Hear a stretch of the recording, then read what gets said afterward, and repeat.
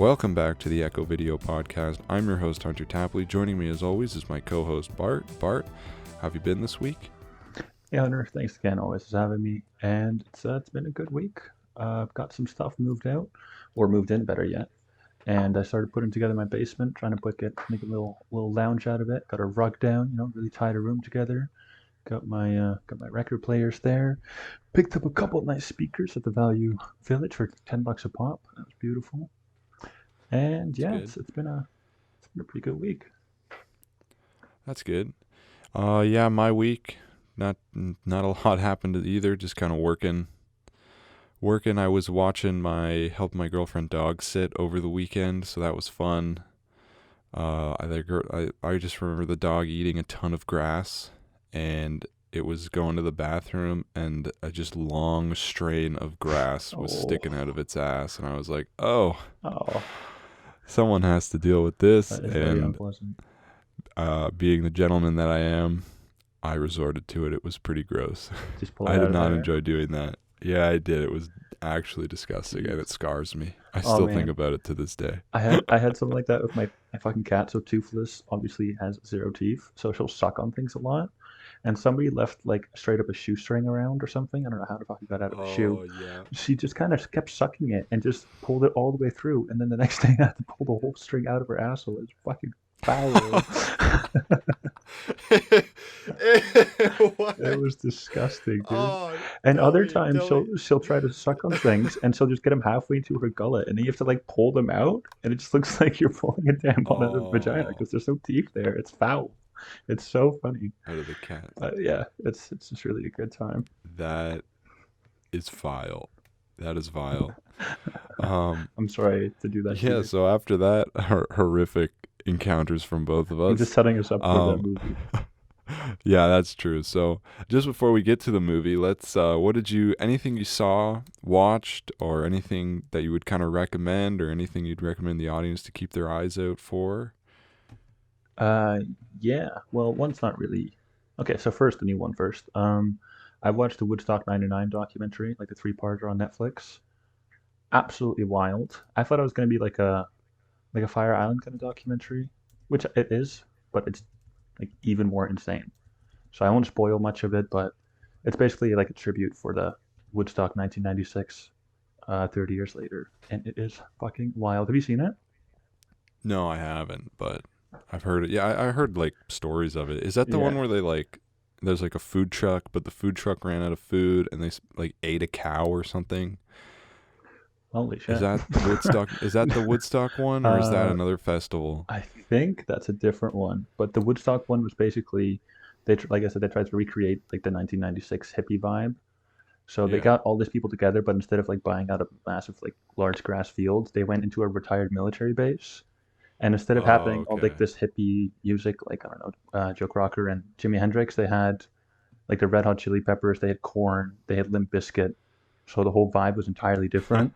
And then it was basically 3 days of just intense drugs, Thrash, alcohol, thrash. Yeah, just thrash metal. Yeah. very poor production. Like things are very poorly organized, and then shit just hit the fucking fan one time, and it goes ballistic. Like it's absolutely insane. Fuck, that's crazy. Yeah, I heard of that. I was thinking of checking it out, but I don't know. I don't know. I don't really watch a lot of newer stuff these days. That's fair. I was Um, put off by it too, but it's definitely worth to watch. yeah, maybe I'll check it out then.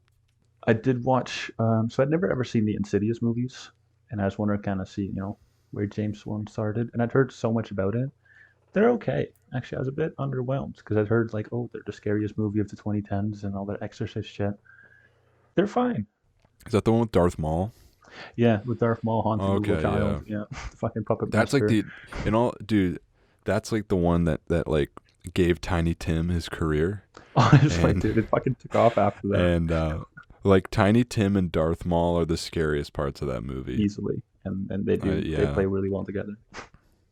it's okay, but it's not. Yeah, it's kind of one of those you kind of have like you either like it or you don't. I was Yeah, not a big fan of it. because like the Conjuring movies, like those movies made so much fucking money. I think they were made on like a $20 million budget, all four of them, and they made back like 400 or 500 million. So Oh The yeah. Conjuring is like an entirely different movie because there's so much money behind it. Mm-hmm. So I don't know, it's interesting Yeah, going back, but didn't really The Conjuring's The wasn't as Conjuring's great though. yeah. I really like I The love The Conjuring. Conjuring. Yeah, The definitely. first three, even the third one. I don't think anyone should sleep on the third one, but the first two, Conjuring 1 and 2, are must watches in Yeah, my I opinion. saw those a few. The Was that the like the devil, the third one, like the the devil third something? one, yeah, the third one was The Devil Made Me Do It. Oh, that's it. Yeah. The guy claims that he was possessed by the devil and murdered his friend or his girlfriend or something. And then they have to kind of basically prove that demon possession and ghosts are real in the court system. It's pretty good. I did enjoy it. So the movie that I would recommend, two movies I watched two this weekend that kind of stuck out to me. It was Adventures in Babysitting from 1987, which I had a lot of fun watching. It's kind of one of those good 80s adventure family movies. I really enjoyed it. I thought it was super fun. It was really kind of every character was really likable. All the main characters were likable. But the one thing that kind of caught my eye was when we started the movie, it says like this is not the original audio or something. This is not the original. This film has been edited. So I was like, okay, why has this been edited? So I looked it up, and there's a couple lines in the movie. I think the one older brother refers to Thor as a homo a couple times. So they edited that out. And then they edited out the F word. She says, in the movie, she says, don't fool the babysitter. But in the original cut, she says, don't fuck with the babysitter. So, and you can notice the cuts. Like, if you know what they're saying, you can notice the bad lip dubbing. Oh yeah. Like, you can very well notice it at some parts. But no, other than that, it's a really fun movie. I do recommend it. Is it The like a dub done with the original actors, or is it like in post they had like this random man do the voice of like this little child? It's kind of like what they did with what's the Snakes on a Plane, where if you watch the family version of Snakes on a Plane, he says, Oh, "I'm sick and tired of these monkey fighting snakes on this Monday to Friday plane." does he? Is Or that real? yeah, he does. Yeah, that's a real thing. It's a Oh my TV God, edit. that's incredible. And then there was the other one in Die Hard. He says, I think he says like "Yippee ki Mr. Falcon." What? Yeah, I think it's I don't know how they do it. I guess they just take other lines that the actor has said and kind of cut it over. It's crazy, but That's there's a couple wild. of TV edits that are pretty funny to listen to. The other movie was Cat in the Brain. I don't remember the year of that one, but it was pretty good. Kind of a weird psychological slasher horror movie, and it was fucking disgusting. There was a lot of gore in it, so just right for me. Maybe don't show it to people that don't like horror movies. I made that mistake. Oof. Is it an older movie? Yeah, it's from the 80s, I think. I can't remember the year, unfortunately, but no, two movies. Highly recommend both of them. Other than that, we're going to move on to this week's discussion, which is, as promised last week, 1987's Hellraiser, directed by Clive Barker. This was your pick, Bart, so if you want to do the honors of introducing it. Yeah, definitely. So I've always been intrigued by Pinhead. I've never seen the movie until just now, but I mean, he's like a pop culture icon, so I've always seen him come by. And then I heard that they're making a 2022 Hellraiser remake directed by David Bruckner, and I felt like a good a time as any to go check it out. And I was very surprised. I thought always that Pinhead was like the I don't know, like the Freddy, like the ongoing villain the whole time, but he's not really that present. I can totally see why he became like a pop culture icon, but I thought it's gonna be very domineering. It's like Darth Vader. He's kind of like comes and goes, but his presence is really noticeable. So that was really cool. So that was definitely a fun surprise for me. For people who also haven't seen it, I have a quick synopsis here. So this is on IMDb. A woman discovers a newly resurrected partial form body of her brother-in-law. She starts killing for him to revitalize his body so he can escape the demonic beings that are pursuing him after he escapes their sadistic underworld. So wild. Before I continue, Hunter, did you have any thought? What did you think of the film? Yeah, so this is a good movie. Basically, this came out in a time back in '87. I think all like the bigger horror movies of that year was Friday the 13th, or not Friday the 13th, Nightmare on Elm Street 3, The Dream Warriors, and Evil Dead 2. So this kind of came out when horror was kind of it was kind of dominated by slashers and kind of more comedic-esque horror movies. And when this movie came out, it's basically the anti of that. Like, this isn't a comedy. This isn't even a slasher, I would say. This is more of like, I wouldn't even know what to call this, like an erotic horror movie. Like, Yeah. S&M meets fucking Torture family porn, drama. Saw. Like, yeah, Yeah. it's it's a pretty crazy movie, but it's a ton of fun in my opinion. And well, yeah, no, I would say it's a ton of fun with the effects and whatnot. This is also based off of Clive Barker's book, The Hellbound Heart. Yeah, short story. So it's a short story. So the interesting thing about that is the original novel, The Hellbound Heart, Pinhead was depicted as a woman. And I think in the 22 remake, like the new remake, I think they're trying to bring him back as a woman, Yeah, the which could Hellraiser is be played by interesting. Jamie Clayton, and Yeah, so she's they're female. So yeah, so it's it's pretty kind of cool. interesting. And if she looks anything like the photo I'm looking at, she kind of bad. She Honestly, kind of I bad know. I though. wouldn't mind solving some little cubes. um, yeah. So I do like this movie. It is pretty good. There are some flaws that we'll get into, but it's a good movie. So let's just kind of break it down, I guess, Yeah, let's do from it. beginning to end. So the movie opens. We got Frank, this kind of like a sweaty man in a Chinese or some foreign Like the opening to Gremlins, cafe. kind of, but just a lot. Yeah, Yeah. yeah. They He's both in get a like mysterious box. he gets a mysterious cube from a guy that's going like, "What's your pleasure?"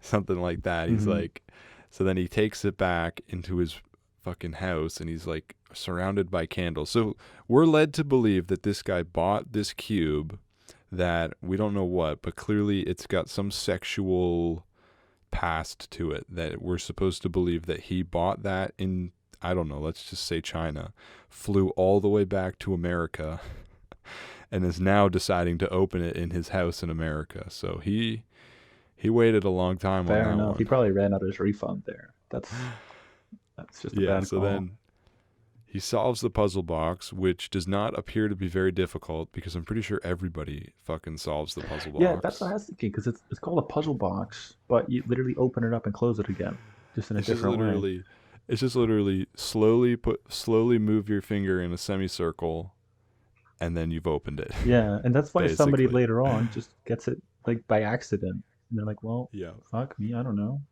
take It's me, I crazy. guess." Yeah. Anyway, we'll It's get to that. crazy. So then he opens the box, hooks stab into him, and then the fucking Cenobites are introduced. We have now these Cenobites, I believe, in the original are all unnamed, and they were kind of nicknamed by fans. Hmm. So there's Pinhead, who's the classic, who actually got like that's his real name now. There's the Chatterer, which is that creepy one with the chattering Yeah, teeth. like There's the gums Butterball. out. Yeah, there's Butterball, who's the fucking fat one with glasses, the fucking triple chin having ass. And then there's uh, the female Cenobite, or her nickname is like unofficially, her nickname is Deep Throat, who's got her Really? like trachea opened up or something, like her Oh, neck's jeez. like peeled open. It's gross. And she has like this fucking nut sack of a head with these little hairs sticking out of it. Yeah, and like a nail Did you dripping notice right the through her hairs? nose. Yeah, man. Yeah, it's gross. Oh, Oh man, it's actually it's funny if you nasty. watch the Sandman, like the new game in Sandman, the Corinthian and like the main villain in that, just looks like a really skinny version of Butterball. Like he's also got the Oh yeah. glasses on, like some fucked up shit behind his eyes. It just looks like him if it was in better shape. It's actually kind of funny. I just thought of that. Wild. Oh, sorry. So, anyways, something I forgot to mention. Clive Barker got the idea for the Hellbound Heart when he worked as a man whore, as he was an actual prostitute, and he got the idea for the Hellbound Heart from doing that. So, Yeah, the SNL, I think he saw like some nails and like knives being introduced, like cutting and yeah, prodding. It's just there was some yikes. kind of S&M club in New York that he took a lot of inspiration from. So that's just crazy. Hmm. That's wild. You know, it's I didn't realize this was just like directorial debut, which is super cool. Especially like I thought it was really Yep. good, Yep. So and I thought it then was really cool how Anyways, Like we move invested, in. well, not invested. Oh, sorry, no, there was just some I can audio hear cut you. in. Yeah. Okay. Yeah. No, it's all good. All right. Let's start. So yeah. Sorry. So No, no, it's all good. anyways, so the movie starts, and where the fuck are we? I think we just ended with the S&M New York thing. Yeah. So they kind of so there's the S&M club in New York that the story's kind of based off of, and then we're introduced to the house, and I believe that his brother has obtained this house from his brother. What's the brother's name? Is it Frank or is Frank, it? yeah. And then the other brother is Larry. So Yeah. So Larry's like the good Larry's. guy. Frank's like the Yeah. sadomasochist who was opening the Yeah. puzzle box earlier. So Larry's gotten this house from Frank, and him and his wife are basically walking into the house, and they're kind of, I guess, planning to move into it. And it appears that the wife, his new wife Julia, his had some kind of an affair with him that left her unsatisfied with every other sexual partner after that. Seems like it. And Frank did not seem very happy with that. Um, That whole but opening and straight it, up felt like 50 Shades. Like if you took oh away the yeah, horror aspects, like, it was really weird. Like he's like putting dude, his finger in her mouth and like this making her movie's like stop. horny as fuck. Yeah, and This like you'll do movie's horny anything as for me. She's fuck, like, dude. yes, anything. It's like I thought he was just straight up gonna lie down on his like crusty ass bed and masturbate. Like it was gnarly. Oh, dude, wild. This is a horny movie.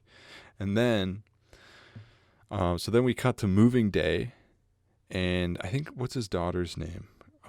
Christy. Yeah. Larry's daughter Christy is kind of in the background for most of the movie, and then she kind of becomes the main character in the second half, which is kind of one of the flaws I found. Yeah, I had that too.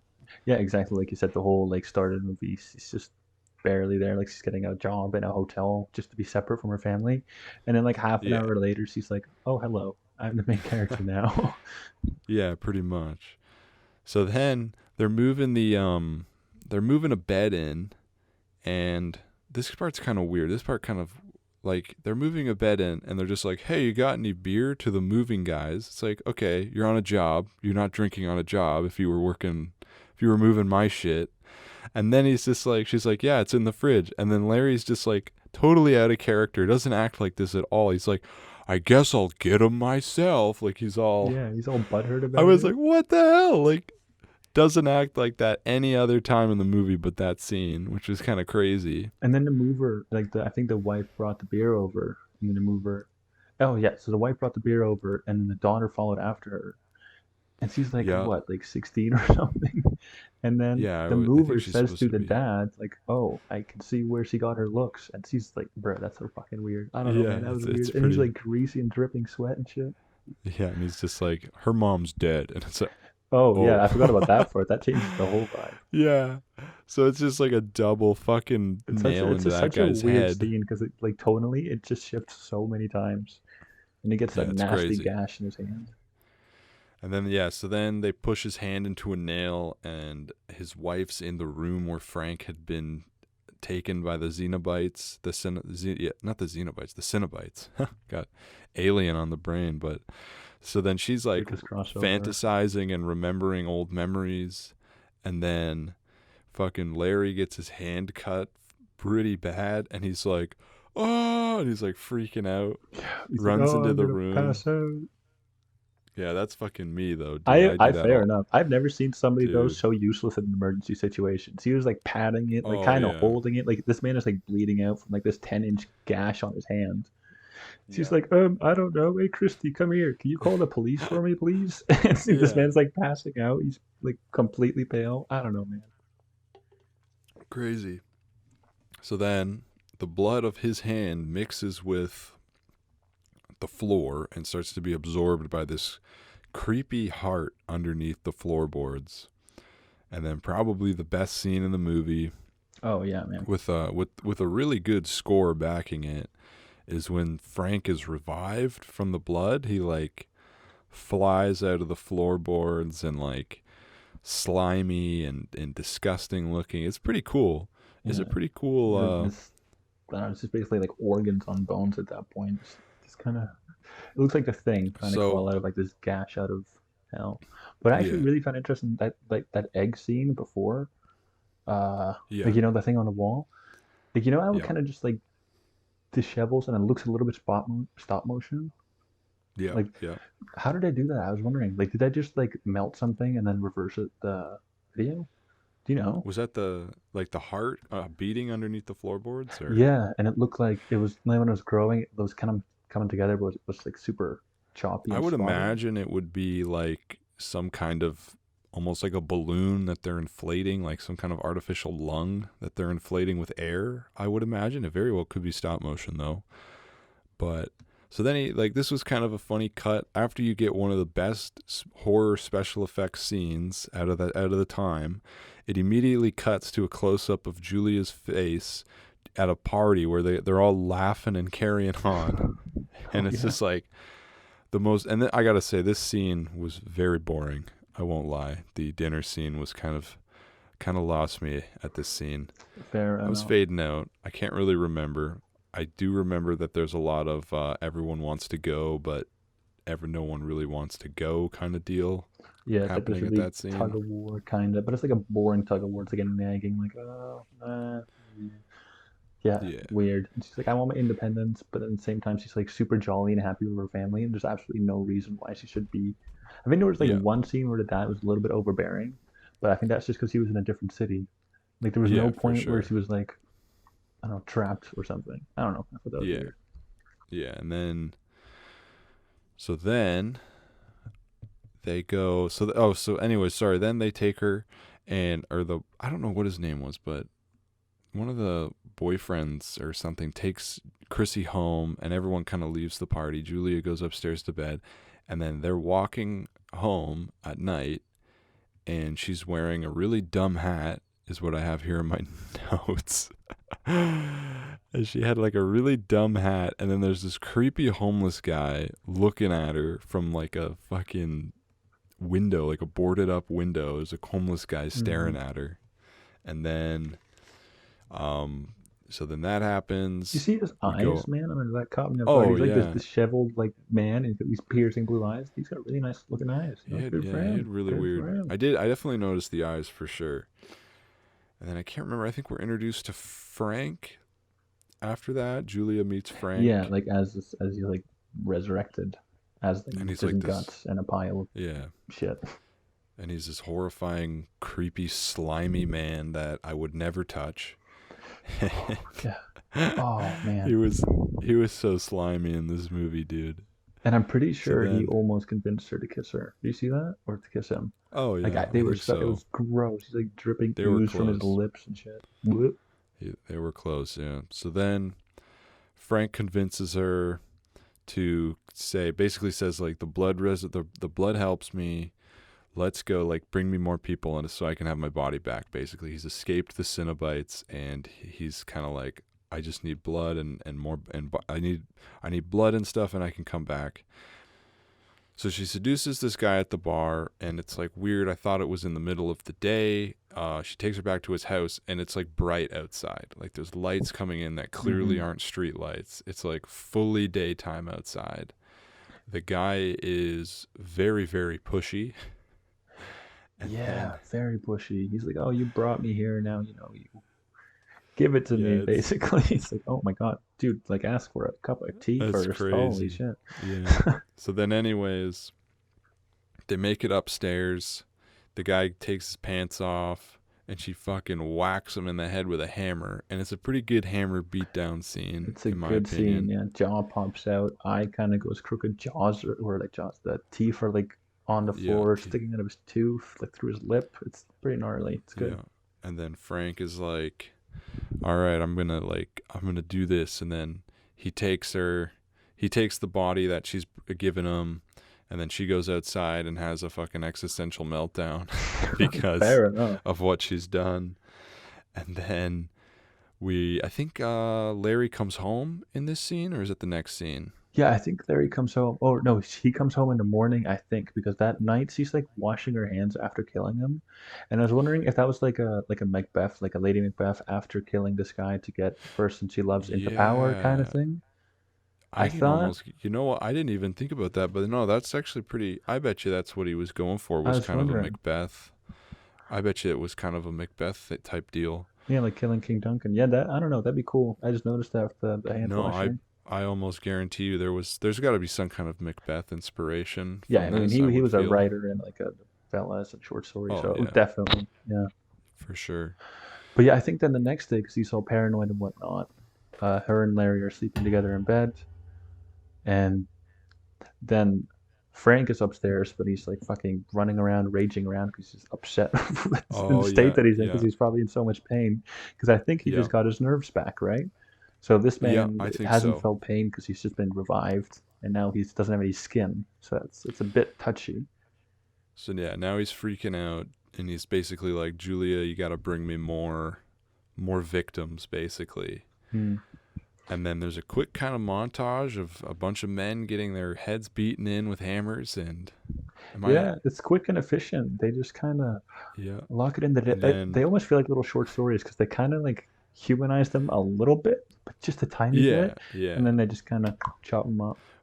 But what about that scene, dude, before so basically I think before that he's in his like muscle form, Larry's trying to do it with Julia and then we see like as he's doing it, Frank is like sneaking up behind them, and he's got like a rat, and he like Oh cuts yeah, the rat in half, and it's like, oh, it's yeah. so He like weird. skins its back or something and then peels it. It's like Yeah, Jesus it's so weird and Christ. so gross. And so then, anyways, I think Larry gets a little suspicious because Julia is kind of being very distant and not being Hmm. herself. So then I think he talks to his daughter Christy and says something, and then I think no, he tries to convince Christy to go talk to her to see if she'll open up to Yeah, her. and this is kind of where Bec- Christy becomes like the new main character. I yeah, this feel. is Yeah. yeah, I agree. So then Christy goes back to the house, sees that she's luring a man in. She goes into the house, walks up to the top floor, Hmm. and then sees fucking Frank. And the best part about this scene, honestly, it's me, it's Uncle Frank. He's trying to humanize with her. It's like, bruh, Yeah. you look like a monster. You're not humanizing with He's just anyone a at that fucking phase. grown-up fetus. Yeah, He's it looks he's trying horrendous. to ask her how her day was. Like, He doesn't have get the any fuck out of here, skill. man. Shit. Oh, dude, actually, that's actually really funny because I was thinking, but it wasn't. I was watching this interview by Doug Bradley, who played Pinhead, and on a Yeah, typical day, it took him 8 hours to get all of his makeup on. So he had to be like wearing it the whole yeah. day because it took well fucking 8 hours to just put it on him. But he remembers how isolated he felt because he was literally dressed up as Pinhead every day on set. So nobody would want to speak to him. So he's being like, hey, you want to grab a coffee? And he's walking around with this fucking scary ass suit on. It's funny. It's reminding me of that. I would hang out with Pinhead, honestly. 100%. I would hang out with Pinhead. Um, anyways, so then she goes upstairs. She catches them both, and she grabs the puzzle box. There's this whole debacle and frightening. Like they don't know what's gonna happen. I think they threaten to kill her, but Yeah, then because he opened the box. So I think, like, yeah, well, whether or no, not. not yet. Oh, She oh no, hasn't you're right. opened the You're right. You're box right. yet. Anyways, she goes down and complains that Uncle Frank's in the room upstairs. Uncle Frank's up there, and then they submit her to the hospital. And we're about an hour into the movie, and there's a bit of you know what they're missing? You know what's missing a bit in an hour into the movie? What do we got? He's on the cover of the poster. Oh, yeah. We're missing the fucking Cinnabites this whole movie. They're in like the first 5 minutes. We're an hour into this movie. They're There hasn't gone. been a single one in like a fucking full hour. So, anyways, Fair enough. we're I wonder if that was actually like, was it in 1987? Was it actually marketed like as Pinhead, or did it just kind of become the I Pinhead movie? well, he wasn't marketed as Pinhead. It's just the Right. cover of Okay. the movie shows him holding the box, right? The Oh, fair puzzle enough. box. Okay. So then, anyways, we get back to the hospital. She solves the puzzle box, and I think before she meets you, hear like a crying baby, Yeah, she's like transported and into this weird lucid dream. It's all like super beautiful and white, and yeah, then there's like there's this in this cradle, there's like this wailing baby or potentially a body, just like a wailing baby somewhere in some sort of corpse. Yeah, I think in like the yeah. and And it's like then there's covered in. this feathers. Oh, your internet's kind of. Yeah, my bad. I'm I gonna. can't hear you. Yeah, is There we go. There we go. yeah. Sorry, I'm gonna record in the basement next time. My internet's a little bit spotty up here. I just moved to a new place, so I'm still figuring it out. But Okay. Yeah, no, perfect. we were just talking about the white dream scene. So Yeah, so there's like this corpse on the table. There's a baby crying. There's feathers falling all over. There's a little pool of blood happening. I'm assuming around where the body's heart is located. And we don't ever get to see what it is. I'm assuming it's hinting at that it's Christie's original mother. that's what I was Something where thinking. Yeah, maybe I feel like there's a plot line that's missing, which is one of the problems I have with this movie. It feels like there's a missing plot line yeah. That's with also weird because like a lucid thing like that, it never comes up again. Like yeah, nobody ever has any visions or anything. I think like yeah. that's just a one-time go. So then anyways, we get to this creepy baby human monster running down a hallway chasing her through this hallway. And if you look very carefully at the bottom, you can actually see the puppeteers moving it, like their Oh, really? legs. Did you see that? You can see like a metal cart behind it where they're pushing it Oh, that's in the bottom. Yeah. incredible. No, So I no, I didn't see carefully, that. if you look carefully, you can see it.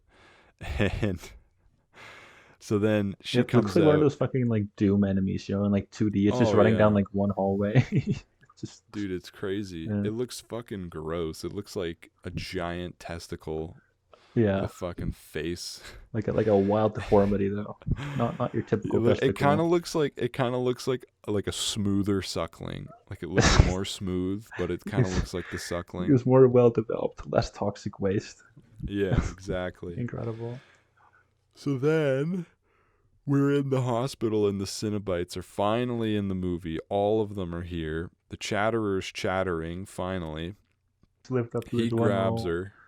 Yeah, Incredible. his one role, and he's there, and he grabs her, and they're basically about to take Christy back to their dimension with her, and she says, "Hey, Frank got away from you. Like you should take Frank and like take Frank in my place, basically. Like take him back. I'll lead you to him." And I think he has to confess something. I'm not sure what he had to confess. Yeah, Was it I just think he had to like confess to his sins in order for him to be like a valid replacement for Christie, because they didn't want to take okay? him if he was just like I think holding it all back. Yeah, yeah, okay. So then she goes, okay, yep, I'll figure it out. She gets the puzzle box back, and then she runs back to her house, and Larry comes home. So this is before she makes it home. Larry comes home, and Julia's like, oh, like, let's go upstairs. And then we cut to Christy coming home, and Larry's looking a bit weird. He's looking a Looking a bit little bloody. silly, a little paler than usual. Yep. Looking a little bit A like little he got scratch his on face the cut off. yeah. He looks like fucking Hannibal Lecter in The Silence of the Lambs, in Yeah, the like doesn't elevator. even like the seams of the face are like cut, like Yeah, at the top of the scalp and the sides are like all bloody, and I they're can see not the pointing stitches. that Yeah. out. So That's then, what I thought, man. Like she had this premonition, this weird dream about her dad dying this horrible death, and she goes to him and she's like, "Oh, you're okay," but doesn't notice like the massive fucking cutout of his yeah, entire face pasted on someone else's skull. Like what? I don't it's know, man. crazy. It's No, it's just, crazy. So then this whole fucking debacle and scramble happens. Does Julia die in this scene? I can't remember if she dies. I think that Christie gets away and then he kills Julia in order to become more powerful, I believe, right? yeah, yep, I think so. I think so. Yep, I think, or no, I think he threatens, and then maybe Julia steps and gets like taken in like an accident Oh, yes, yes, yes, yes, yes. You're almost. you're totally right. Yeah, he goes in to stab Yeah, Christie, misses, accidentally hits yeah, Julia okay, instead, and then he's like, "Well, yeah, you're and dead then anyway." So, basically, yeah, and yeah, then so then Frank's like, "Oh, I'm like blah blah blah. I'm Frank, and I'm gonna kill you." And then all of a sudden, the Cenobites come. They show up. They're like, "Hey, man, you can't fucking do this shit. You can't escape us. And they cover him with all the chains, the fish hooks. And he's looking at Christy, and he's looking at Jesus her. wept. He's Frank's looking at Christy like she's a fucking hot piece of ass. He's like licking his lips while his Yeah. face is getting pulled apart. And he's like, oh, That's really pushing the whole stepdad genre to a oh new yeah, level. dude. And then the Cenobites are like, all right, you probably don't want to see this. So she turns around. I think she's able to leave the room, I or think maybe she just stopped. yeah, I don't know. But I feel like I think she leaves the room. As soon as she leaves the room, Frank fucking Yeah, yeah, they explodes. like tear him apart. It's fucking He sick. Like his fully whole torso is explodes. like ripped out. Oh, it's beautiful. And then the female Cenobite, Deep Throat, is walking up the staircase like, "Oh, you're leaving so soon?" And she's cutting the wall, and blood's coming out of the walls as she's cutting it. Hmm. That was actually a really cool scene. I And really like that scene. oh no, the ending scene's fantastic. And Yeah, then, although she kind of like effortlessly gets by I was Deep gonna Throat, say that she like fucking kills all of them these with minimal effort. these are like demigods, or like demons or angels is their words, and they're the rulers of this sexual dimension. Yeah, the And she pleasure just experience. effortlessly Zaps, walks fucking by tases them. them. And then she I think the boyfriend comes in at this point. Yeah, yeah, and he's been missing for the Yeah. last 40 minutes, I think. Oh, she has to finish solving the puzzle box Right. to escape, to send them back home, basically. So she's trying to frantically solve it. The boyfriend is trying to help. She thinks she solved it, but she's not quite done yet. The fucking door opens, and that weird baby thing flings open, is trying to bite at her hands. The boyfriend's like, "Here, let me solve it." And then Christy's like, "No, I'll solve it." So they solve it, and then everything's back to normal. She goes, it cuts. She's going to throw it into the fire to burn it and end it. She throws it in the fire, and our fucking friend, the homeless man, walks up, stares at them, and then, oh, he's not a homeless man. He's a skeleton dragon that pulls the fucking. Oh, you got your mic muted. Oh, my You bad. What got the your fuck? That whole reaction was gone. What the fuck was that ending, man? That homeless man's been popping up every now and then because Yeah. earlier they kind of fulfilled that whole Christie getting a job at the Pet Value, Yeah, at the pet and store, yeah. and the Which had a homeless man, fucking monkey. They had a monkey dude. for sale in that pet They just store. had fucking cages stacked upon cages of the most fucking I was backwards like, ass animals. You're like, wait, what the what the fuck? fuck pet store is this? It's exotic animals. It's fucking Ace Ventura's Crazy. living room over there.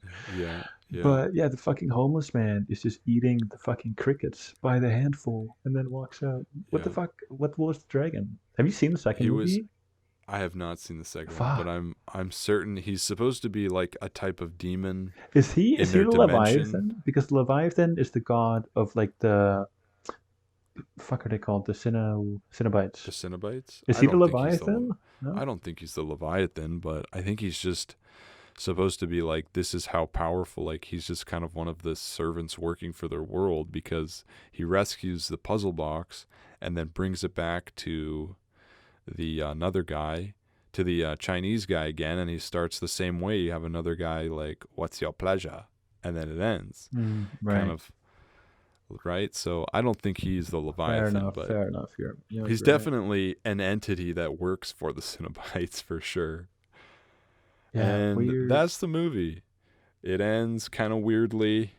It has some very strong scenes. It has the highest of highs, I would think. I think so too, man. When it hits, it hits. Some kind of meh lows, I would say. Not terrible lows, but there's definitely a missing plot point or two.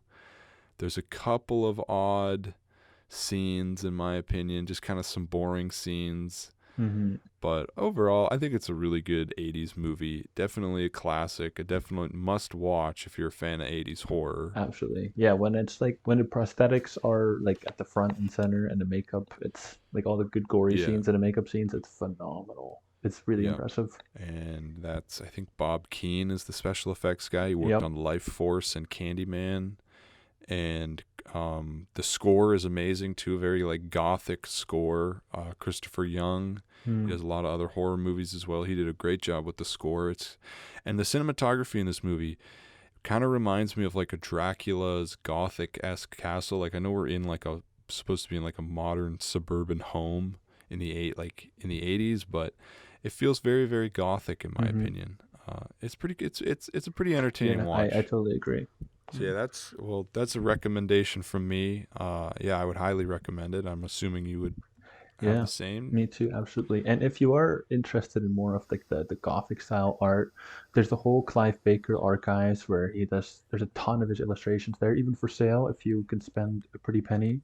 There's like bidding wars and stuff going on all the time, but it's a really cool gallery to check out. He's got some pretty interesting drawings, I'll say that. He's got and they're like, very, very interesting. Kind of almost like H.R. Geiger, I find. Kind of similar. I mean, not the same, but it's definitely like almost feels inspired by. Yeah. So yeah, that's going to do it for Hellraiser. Next week, I think we're going to talk about, The Beyond from 1981, directed by Lucio Fulci, the Italian gore master. So should be fun. I've seen a couple clips of this movie. I haven't seen it, but I've seen a couple clips of it, and it looks, maybe don't eat before you watch it. Oh, jeez. So those are always good warnings. Yep. So we're gonna keep going into the spooky season strong. You know what fucking pisses me off, dude? Oh my goodness! What a tonal turn. They don't do well. I'm trying to drink some apple ciders for fall, some ciders. They don't have the bourbon spice cider anymore, dude, really? Yeah, I cannot find it. I don't think they make it anymore. That bourbon was a core memory for me, man. That was so good. Dude, that was such a good, it was like cinnamon apple cider. Spicy and apple sweet, cinnamon. sitting up by the fire. That's the only time I've ever had it. Me too. Me too. I was going to buy another bottle of it, and I just thought, oh, well, it'll be for sale like another time, and it never been back. Yeah, man, that's the exact same thing. It's like this legendary experience now because you cannot relive it. It's quite beautiful, really. It was so fucking good. I wish they did it again, and they stopped doing, like, I don't know why apple cinnamon hard ciders don't exist, but they don't like it, and it pisses me off. Yeah, because there should be more. It's like, it's the most the most slapping fall flavor of the year. Pumpkin spice is it's not really that good. I'm not a big pumpkin spice guy. I'm not a big I like pumpkin spice, dude. But apple over pumpkin any day. Apple cider, like apple cinnamon, is fucking way better than fucking as pumpkin spice. Like way better. But I do like pumpkin spice. I won't lie. I like pumpkin anyways. Soup. Oh yeah, fuck me. Pumpkin soup. No, yeah, and I mean, we don't have to wrap right now. We can keep talking if you want. Yeah, that's true. We're getting festive. I think we're at a crisp 40 minutes. We should probably wrap it up before everybody falls asleep. Yeah. Yeah. So anyways, that's going to do it for this week. Next week we have The Beyond, Lucio Fulci, 1981. Thank you all again for joining us. Good night.